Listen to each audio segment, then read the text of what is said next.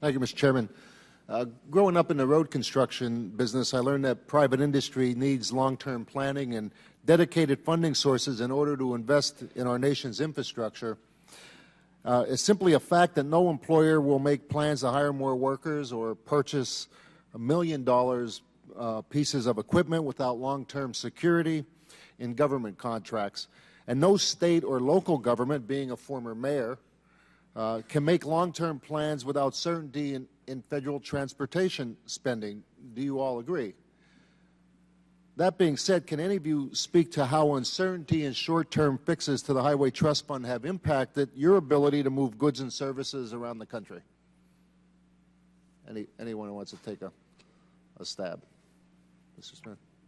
Well, as has been brought up several times, the population and the commerce of the United States has gone up at a far, far faster rate than the expansion of the the federal highway system, which is the backbone of our nation's logistics system. 70% of every pound that's moved in the nation's commerce is moved on the highways. That's not to say other modes aren't equally important, but we've allowed the highway system to atrophy for lack of maintenance, and equally important, we've not added to it, and that was the point of me referencing these 20 projects that are out there and that are basically designed. So you can't expect national productivity and economic well-being to improve unless you address these infrastructure issues. And in my mind, it's just a matter of paying for it. I mean, the system's there. You know, spending on infrastructure, will grow the economy more than anything that I know. When there's a lot of infrastructure work, people will make good money. There's no question about that. When they make good money, you know what they do? They spend it. They spend it right into our local economies, which helps everyone, not just the construction workers, not just the construction companies, not just the manufacturer of equipments. It helps the waitresses and waiters and little restaurants and diners. It helps everywhere. So it's an investment. And I said it will grow the economy more. So spending on infrastructure is not the same as putting money into another program where you're just providing services. There is a return on that. And I might just add, I think my numbers are correct.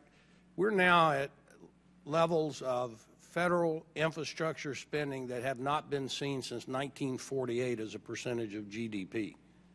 So it's going to get worse and worse unless the Congress decides to fund these projects. And as I mentioned, the industry that uses these systems, the surface transportation business, has been wholly in support of increasing or adjusting the federal gasoline and diesel taxes for years and replacing them with some sort of new user fee system because of natural gas and electric vehicles that will use them in the future.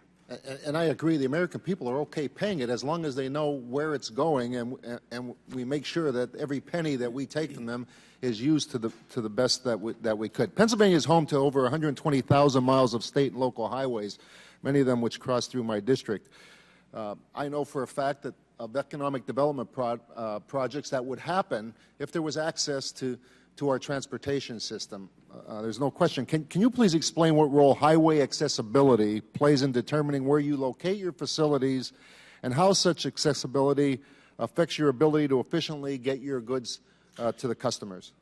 I'll start, Representative. And we employ about 900 people in your district. We have a chocolate business in Lidditz, and we also have a beef business. So if you think about the traffic that uses the local highways in terms of delivering raw materials, taking the developed product, the chocolate, the beef, and moving it on, it's a significant consideration. Is it the only one? No.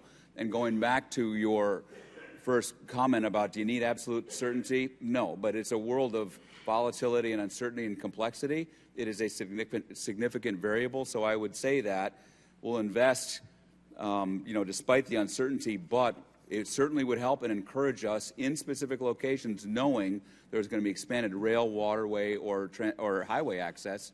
It would attract our capital to new investment. Thank you.